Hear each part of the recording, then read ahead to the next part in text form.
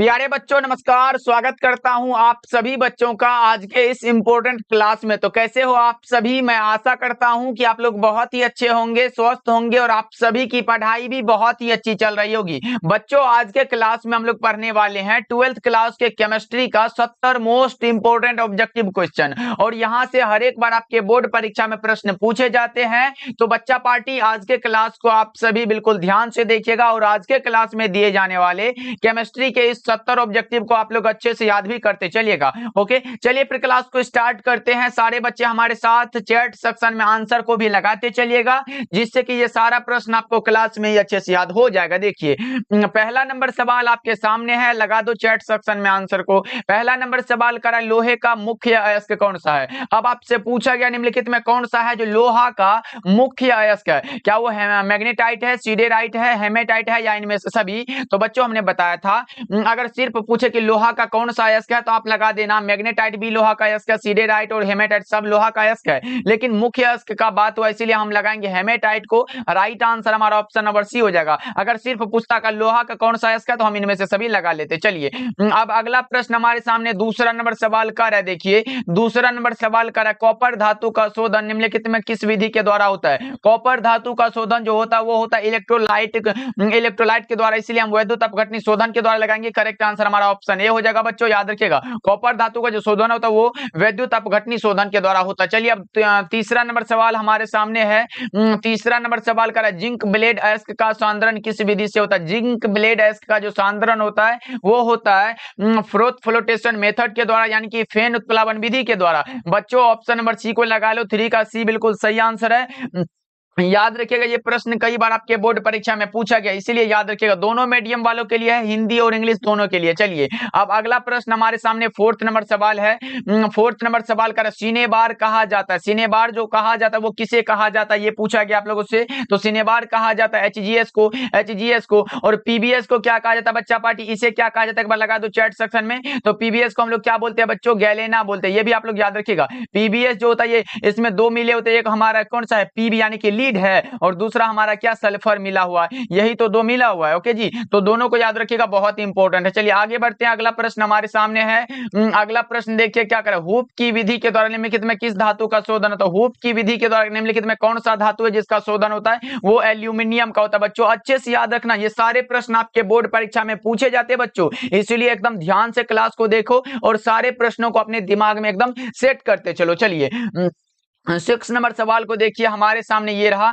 6 number सवाल का, जिसमें दो अलग अलग धातु उपस्थित होते हैं। जिनमें दो अलग अलग धातु उपस्थित होते हैं वो कौन सा होता है? अभी तो हमने बताया गैलेना, क्योंकि इसमें पीबी मिला है प्लस में क्या मिला है? सल्फर मिला है, तभी तो हमारा क्या बनता है? पीबीएस बना है, यही तो बना है। इसलिए करेक्ट आंसर हम क्या लगाएंगे? तो ऑप्शन नंबर बी हमारा बिल्कुल सही आंसर है। आगे बढ़ते हैं बच्चों, मात्र 70 ऑब्जेक्टिव है, इसको जरूर याद करके जाना बच्चों, ये आपके बोर्ड परीक्षा में पूछे जाते हैं। देखिए 7 नंबर सवाल का, निम्नलिखित में कौन सा कथन है जो सत्य है? बता दो आप लोग फटाफट से चैट सेक्शन में, निम्नलिखित में कौन सा कथन है जो सत्य है? तो आपको पता होगा सभी अयस्क जो होते हैं वो खनिज होते हैं, और ये हमको सत्य लग रहा है क्योंकि बच्चों अयस्क वे खनिज होते हैं जिनसे धातुएं निकलती है। तो हमारा करेक्ट आंसर क्या होगा बच्चों? ऑप्शन ए करेक्ट आंसर है। 7 का ए लगाओ सभी बच्चे, सबका सही हो जाएगा। चलिए 8 नंबर सवाल को देखिए बच्चों। 8 नंबर सवाल हमारे सामने कुछ इस प्रकार का है कि नाइट्रिक अम्ल का सूत्र क्या होता है? ऐसा प्रश्न तो आता ही है आपके बोर्ड परीक्षा में, इतना आसान पूछ दिया। बताओ जी HNO3 हम किसको जानते हैं? तो नाइट्रिक अम्ल को जानते हैं। Option number A correct answer है। लेकिन बच्चों ये बताओ कि नाइट्रिक अम्ल को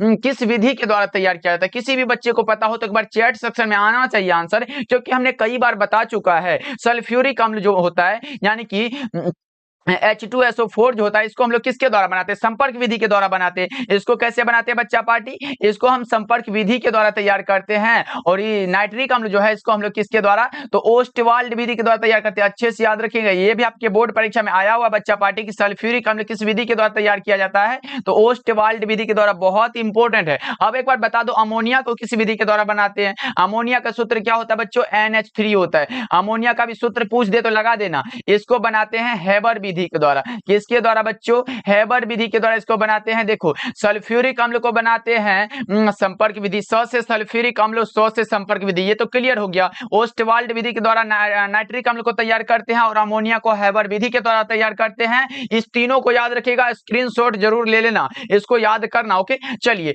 9 नंबर सवाल को देखते हैं बच्चों। 9 नंबर सवाल है, 9 नंबर सवाल कह रहा है कि निम्नलिखित में कौन ऑर्थोफॉस्फोरिक अम्ल का अणुसूत्र है? ऑर्थोफॉस्फोरिक अम्ल का अणुसूत्र किसी भी बच्चे को पता हो तो लगा दो, वो होता है हमारा H3PO4 होता है। क्या होता है बच्चों?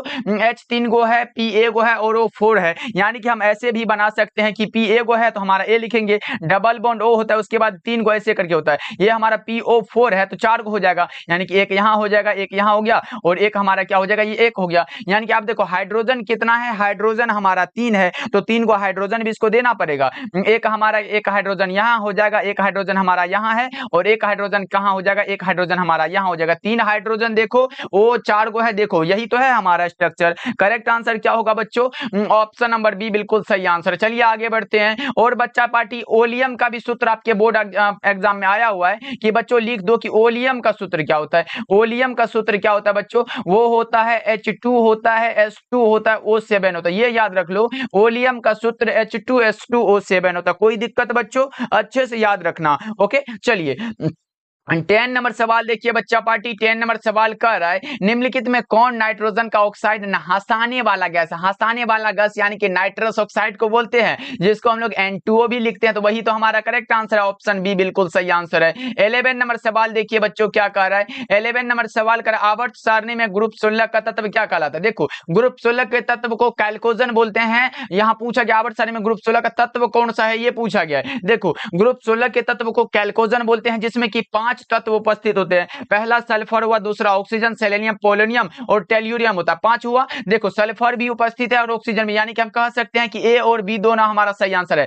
बच्चों याद रखिएगा ग्रुप 16 के तत्व को कैल्कोजन कहते हैं और ग्रुप 17 के तत्व को हैलोजन कहते हैं। ओके याद रखिएगा। चलिए आगे बढ़ते हैं बच्चा पार्टी। अगला प्रश्न 17 नंबर सवाल है। बच्चा पार्टी एक बार क्लास को लाइक कर देना, अगर क्लास अच्छा लग रहा हो तो सभी बच्चे एक बार लाइक कर देना। देखो वही प्रश्न पूछा गया, नाइट्रिक अम्ल किस विधि के द्वारा तैयार किया जाता है? बच्चों हमने बताया कि ये प्रश्न बहुत इंपॉर्टेंट है, तो याद रखना संपर्क विधि के द्वारा हम लोग किसको, तो H2SO4 को बनाते हैं। ओस्टवाल्ड विधि के द्वारा HNO3 को बनाते हैं, HNO3 को बनाते हैं। प्रकाश संश्लेषण ये हरे पौधे अपना भोजन तैयार करते हैं और हैबर विधि के द्वारा किसको बनाते हैं, तो अमोनिया को बनाते हैं। देख लो क्या पूछा गया, नाइट्रिक अम्ल यानी कि ओस्टवाल्ड विधि करेक्ट हो जाएगा बच्चों, ऑप्शन बी को लगा लो। चलिए आगे बढ़ते हैं। अगला प्रश्न हमारे सामने 13 नंबर सवाल है। निम्नलिखित में कौन सी गैस एकल परमाणविक है, तो हीलियम करेक्ट आंसर है। हीलियम एकल परमाणविक है, ऑप्शन बी लगा लो। चलिए आगे बढ़ते हैं। अगला प्रश्न हमारे सामने 14 नंबर सवाल है। ऑक्सीजन और ओजोन क्या है, यानी कि हमारा O2 और O3 क्या है, तो अपर रूप है एक दूसरे के। राइट आंसर क्या होगा, सी हो जाएगा।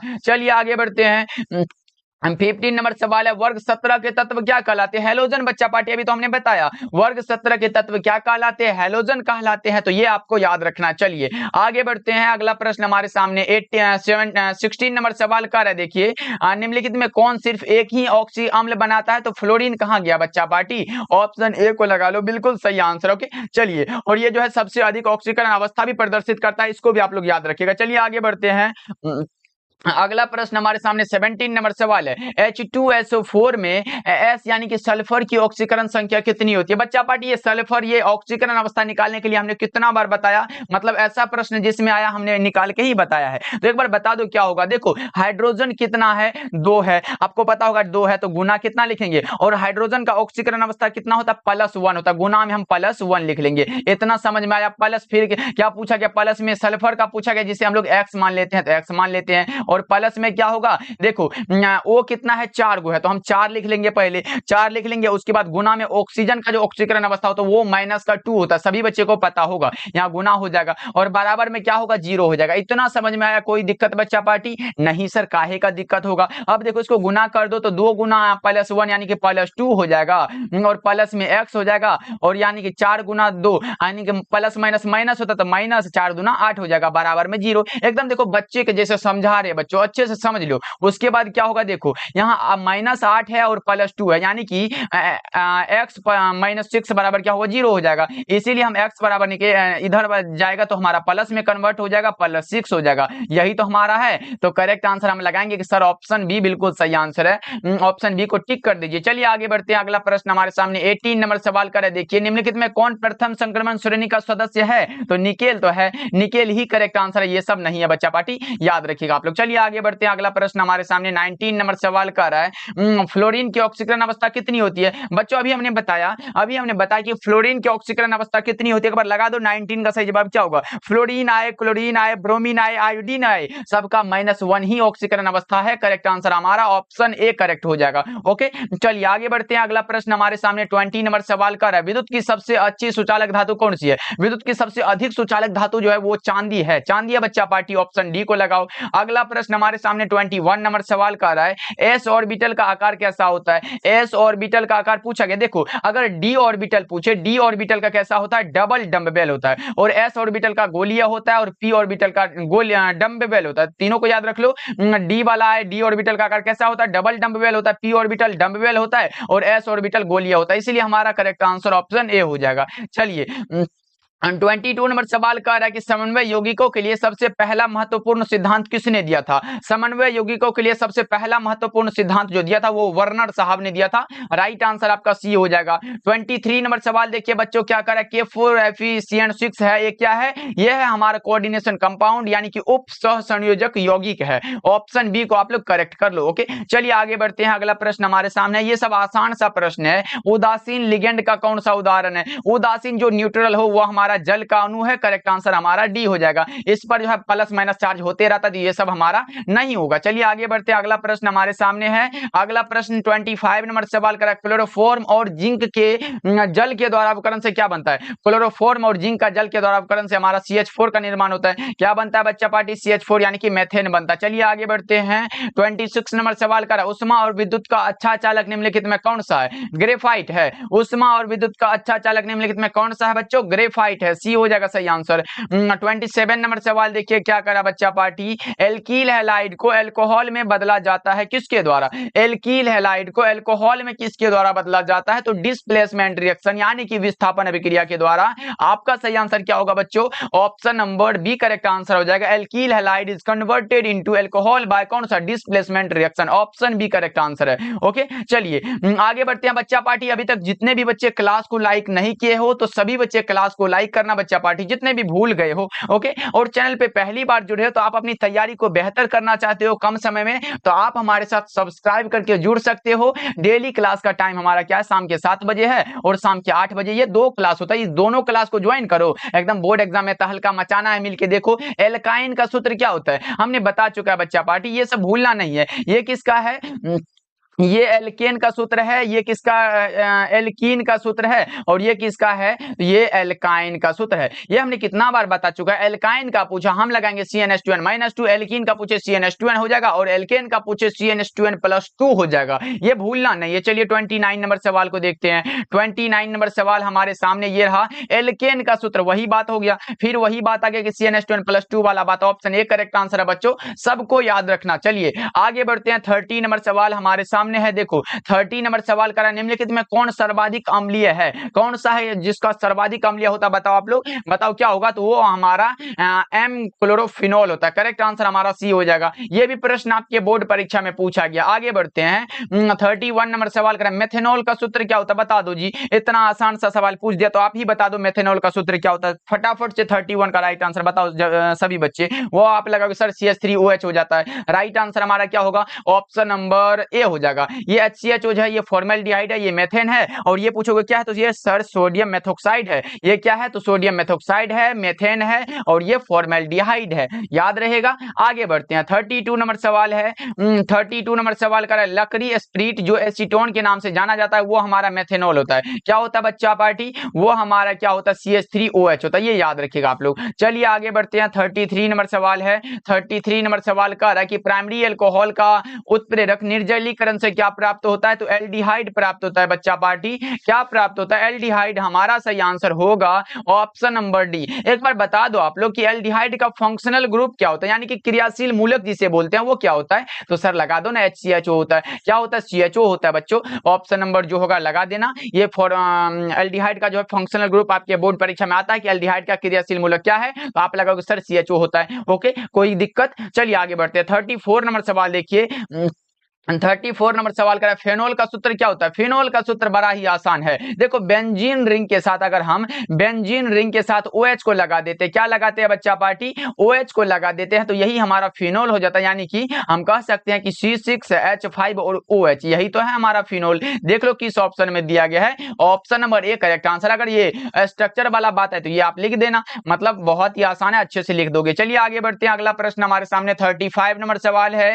एक एल्डिहाइड के ऑक्सीकरण से क्या प्राप्त होता है, एक हमारा क्या प्राप्त होता है बताओ, एक हमारा अम्ल प्राप्त होता है। करेक्ट आंसर हमारा क्या होता है, ऑप्शन नंबर डी हो जाएगा। कौन सा अम्ल, तो कार्बोक्सिलिक अम्ल प्राप्त होता है। आगे बढ़ते हैं। 36 नंबर सवाल है। 36 नंबर सवाल का है, देखो क्लोरेटोन जो है बनता है जब क्लोरोफॉर्म की अभिक्रिया होती है किससे, क्लोरेटोन कब बनता है, जब क्लोरोफॉर्म की किससे अभिक्रिया करेगा, जब क्लोरेटोन बनेगा। कौन सा होगा, ये एसीटोन से अभिक्रिया करता है तो क्लोरेटोन बनता है। ऑप्शन सी करेक्ट आंसर है। चलिए आगे बढ़ते हैं। 37 नंबर सवाल है, कीटोन का फंक्शनल ग्रुप क्या होता है बताओ जी। इतना आसान सा सवाल है, कीटोन का क्रियाशील मूलक क्या होगा, तो कीटोन का क्रियाशील मूलक ये है। ये किसका है, तो आप लगाओगे सर ये है एल्डिहाइड का है। क्या है बच्चों, ये एल्डिहाइड का है। ये किसका है, तो आप लगा लो ये हमारा एल्कोहल का है। और ये किसका है, तो कार्बोक्सिलिक एसिड का है। यानी कि कार्बोक्सिलिक एसिड अच्छे से लिख लेना, कार्बोक्सिलिक एसिड हो जाएगा। ओके, कोई दिक्कत बच्चों, अच्छे से लिख लो, स्क्रीनशॉट ले लो। चलिए आगे बढ़ते हैं। जो इंपॉर्टेंट होता है उसका स्क्रीनशॉट ले लो, जो कि बाद में भी एक बार देख लोगे तो आपका रिवीजन होते चलेगा। 38 नंबर सवाल देखिए।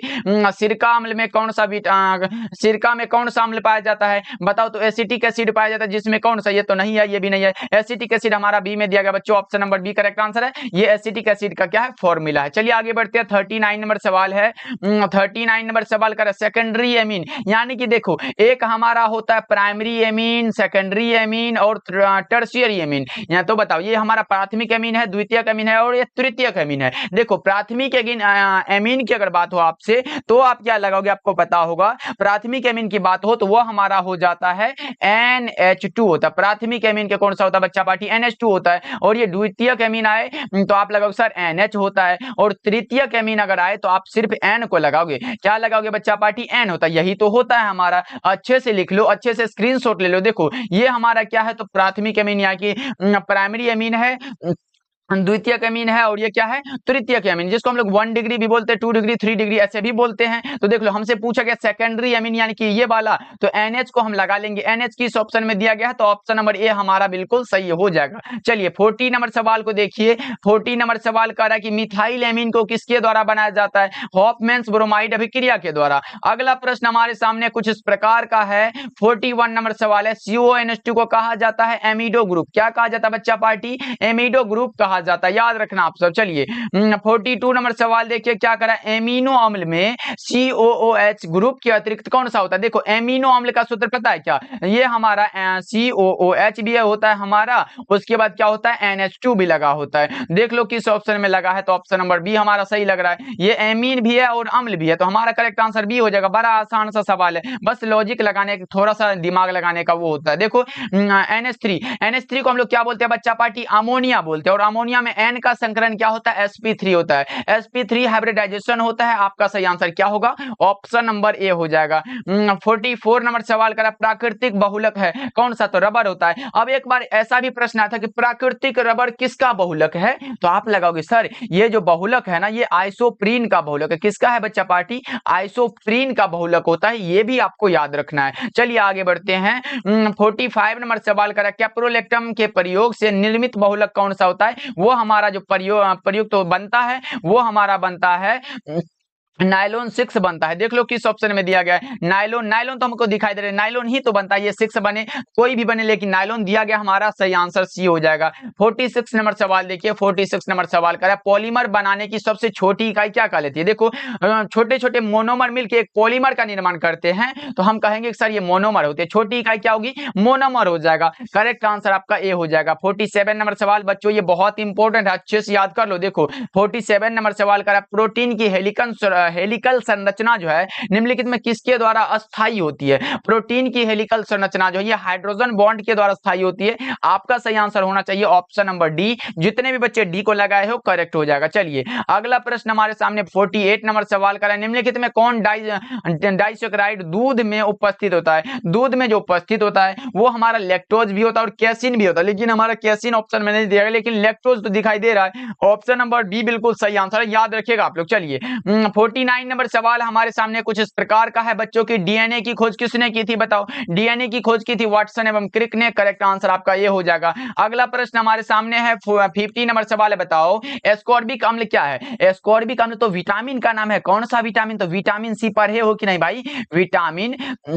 विटामिन सी का केमिकल नाम क्या है, तो एस्कॉर्बिक एसिड है, वही तो पूछा गया। हमारा करेक्ट आंसर क्या होगा, ऑप्शन नंबर ए हो जाएगा। अब आपको हमने बताया था पिछले क्लास में कि विटामिन क्या होता है, 2 नंबर में आपके बोर्ड एग्जाम में आता है कि विटामिन क्या होता है, लिख दो 2 नंबर के लिए, हमने बताया था बच्चा पार्टी। याद है तो एक बार चैट सेक्शन में आना चाहिए। ओके चलिए, इसका 2 नंबर में आता है, इसलिए हमने पिछले क्लास में भी बताया था। ऐसे कार्बनिक पदार्थ जो जंतुओं तथा मनुष्यों को शरीर की उचित वृद्धि तथा उनकी जैविक क्रियाओं के लिए आवश्यक होता है, उसे हम लोग विटामिन कह देते हैं। और विटामिन के सभी केमिकल नाम जो होता है उसको याद रखिएगा। जैसे विटामिन ए का क्या होता है, तो केमिकल रेटिनोल होता है, और उसकी कमी से रतन धीमा रोग होता है। तो ये विटामिन का जो होता है इतना थोड़ा सा कर लीजिएगा आप लोग, बहुत इंपॉर्टेंट होता है विटामिन, क्योंकि ऑब्जेक्टिव में भी विटामिन से प्रश्न हर एक बार पूछे जाते हैं बच्चों, इसलिए विटामिन आपका क्लियर होना चाहिए। और जितने भी बच्चे क्लियर कर लेंगे हमारे उसी नंबर पे एक बार व्हाट्सएप पे भेजेंगे कि सर विटामिन का हमने नोट्स बनाया है पिछले क्लास को देख के, और सभी विटामिन का नाम लिख के ये भेजेंगे। जितने भी बच्चे भेजेंगे हम तभी मानेंगे कि आप लोग आइडियल स्टूडेंट हो, अन्यथा नहीं हो। ओके अच्छे से लिख के भेजना। चलिए आगे बढ़ते हैं।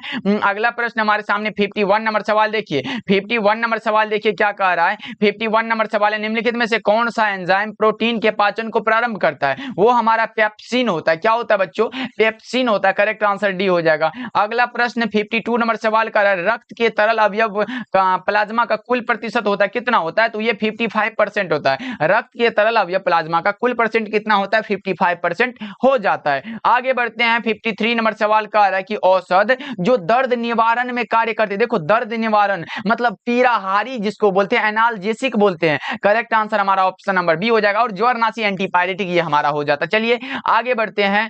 54 नंबर सवाल का है, देखिए प्रतिजैविक जिसका प्रयोग टाइफाइड के निदान में किया जाता है वो कौन सा है। प्रतिजैविक जिसका प्रयोग टाइफाइड के निदान में होता है वो हमारा कौन सा होता है बताओ। 54 का राइट आंसर वो हमारा हो जाता है क्लोरोमफेनिकोल। राइट आंसर बी हो जाएगा। चलिए नेक्स्ट सवाल की ओर बढ़ते हैं। 55 नंबर सवाल का आ रहा है, कपड़ा धोने का सोडा कौन सा होता है। Na2CO3 इंटू 10H2 होता है। Na2CO3 इंटू 10H2 होता है। कैल्शियम हाइड्रोक्साइड होता है। करेक्ट आंसर हमारा क्या होगा बच्चा पार्टी, 55 का ये हो जाएगा। कैल्शियम हाइड्रोक्साइड नहीं है बच्चा पार्टी, ऑप्शन नंबर ए लगा लो। चलिए आगे बढ़ते हैं। अगला प्रश्न हमारे सामने है, बुझा हुआ चूना कौन सा होता है। बुझा हुआ चूना कौन सा होता है बच्चा पार्टी, देखो एक हमारा होता है बिना बुझा चूना जिसको हम लोग CaO कहते हैं, और बुझा हुआ चूना जो होता है वो होता है CaOH का होल ट्वाइस होता है। तो दोनों को याद रखिएगा। ये हमारा कैल्शियम का ऑक्साइड है, मतलब कैल्शियम हाइड्रोक्साइड बोलते हैं जिसको, और ये हमारा क्या है बिना बुझा हुआ चूना। दोनों को आप लोग याद रखिएगा। चलिए आगे बढ़ते हैं। 57 नंबर सवाल का है, देखिए 57 नंबर सवाल जो कह रहा है वो है ठोस क्षारीय धातु हैलाइडों का रंग किसके कारण होता है, वो एब्सेंटर के कारण होता है। Option A correct answer. और ये एब्सेंटर 2 नंबर में भी पूछा जाता है आपके बोर्ड परीक्षा में। चलिए आगे बढ़ते हैं। अगला प्रश्न हमारे सामने 58 नंबर सवाल का रहा है, एक क्रिस्टल में कितने प्रकार के क्रिस्टल जालक संभव है। एक क्रिस्टल में कितने प्रकार के क्रिस्टल जालक संभव है, 14 हो जाएगा। लेकिन अगर मूल क्रिस्टल तंत्रों की संख्या पूछे, अगर पूछे कि बच्चा पार्टी बताओ कि मूल क्रिस्टल तंत्र की संख्या कितनी होती है, तो आप लगाओगे सर 7 होती है, 7 होती है। अगर पूछे घनाकार क्रिस्टल में बड़े बड़े जालकों की संख्या कितनी होती है, तो 3 लगा देना। चलिए आगे बढ़ते हैं। 59 नंबर सवाल हमारे सामने कि क्रिस्टल कितने प्रकार के होते हैं। हमने कितना बार बता चुका है बच्चा पार्टी, क्रिस्टल हमारा सहसंयोजक क्रिस्टल होता है, आयनिक क्रिस्टल होता है, आणविक क्रिस्टल होता है और धात्विक क्रिस्टल होता है। कितना हुआ, 4 ही तो हुआ। हुआ, तो हम लगाएंगे सर ऑप्शन नंबर ए को टिक कर दीजिए, हमारा करेक्ट हो जाएगा। ओके, चलिए 60 नंबर सवाल को देखिए। 60 नंबर सवाल है, निम्नलिखित में कौन सहसंयोजक ठोस है? सहसंयोजक ठोस कौन सा होता है बच्चों? हीरा हुआ, ग्रेफाइट हुआ, सिलिकॉन कार्बाइड हुआ, ये सब होता है, तो ऑप्शन बी लगा लो। चलिए आगे बढ़ते हैं, अगला प्रश्न हमारे सामने 61 नंबर सवाल कह रहा है कि किसी विलयन के सांद्रण को व्यक्त करने का कौन सा तापक्रम पर निर्भर नहीं करता है? ये कई बार पूछा गया है। Which is not affected by temperature, कौन सा? मोलालिटी, मोलल था, और इसको हम लिखते हैं कौन सा? मोल प्रति केजी के रूप में लिखते हैं, इसको भी आप लोग याद रखिएगा बच्चों। चलिए 62 नंबर सवाल की ओर बढ़ते हैं। ये रहा हमारे सामने, शुद्ध जल का पीएच कितना होता है? पोटेंशियल ऑफ हाइड्रोजन पूछा गया 7 होता है, क्योंकि शुद्ध जल होता है जिसको हम लोग H2O के रूप में लिखते हैं, और ये क्या होता है? उदासीन होता है। क्या होता है बच्चों? ये उदासीन होता है, इसीलिए इसका जो होता है पीएच मान वो 7 होता है। चलिए आगे बढ़ते हैं, अगला प्रश्न हमारे सामने है 63 नंबर सवाल। बताओ आयनीकरण का सिद्धांत किसने दिया था? आयनीकरण आर्हेनियस ने दिया था। आयनीकरण का सिद्धांत किसने दिया था बच्चों? आर्हेनियस ने दिया था। करेक्ट आंसर आपका बी हो जाएगा। चलिए 64 नंबर सवाल है हमारे सामने, विशिष्ट प्रतिरोध की इकाई क्या होती है? विशिष्ट प्रतिरोध या फिर प्रतिरोधकता भी जिसे हम लोग बोलते हैं, तो बताओ क्या होगा? विशिष्ट प्रतिरोध की इकाई क्या होगी? तो हम लोगों ने पढ़ा है बच्चा पार्टी की R बराबर जो फॉर्मूला है हमारा वो क्या होता है? बता दो चैट सेक्शन में।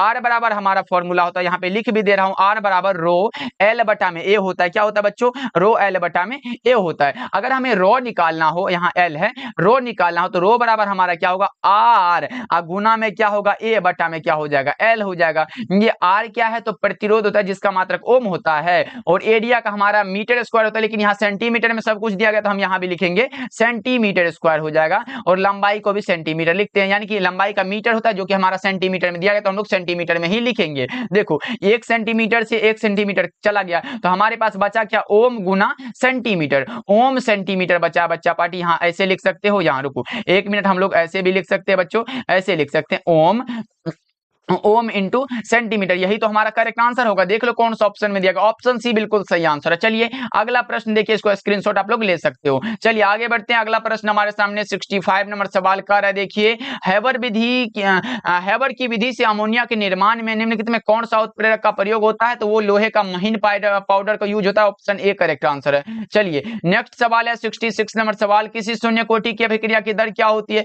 हमने बताया था एक बार ऐसा भी प्रश्न आया था कि किस कोटि की अभिक्रिया के लिए वेग तथा वेग स्थिरांक की इकाई समान होती है? वो हमारा होता है जीरो ऑर्डर रिएक्शन, यानी कि शून्य कोटि की अभिक्रिया। करेक्ट आंसर ये हो जाएगा। अगला प्रश्न हमारे सामने है 67 नंबर सवाल, दूध क्या होता है? तो दूध जो होता है वो जल में परिक्षेपित वसा है। क्या है बच्चा पार्टी? जल में परिक्षेपित वसा है। ये प्रश्न आपके बोर्ड परीक्षा में पूछा गया है, तो याद रखिएगा। चलिए 68 नंबर सवाल देखिए, 68 नंबर सवाल करें, किसी रासायनिक अभिक्रिया का वेग प्रभावित होता है किसके द्वारा? किसी भी रासायनिक अभिक्रिया का जो वेग प्रभावित होता है वो होता है टेम्परेचर से। किससे? टेम्परेचर से। करेक्ट आंसर आपका ये हो जाएगा। 69 नंबर सवाल देखिए क्या कर रहा है, सामान्य ताप एवं दाब पर किसी गैस के एक मोल का आयतन कितना होता है? सामान्य ताप एवं दाब पर किसी गैस के एक मोल का आयतन है 22.4 लीटर। क्या होता है बच्चों?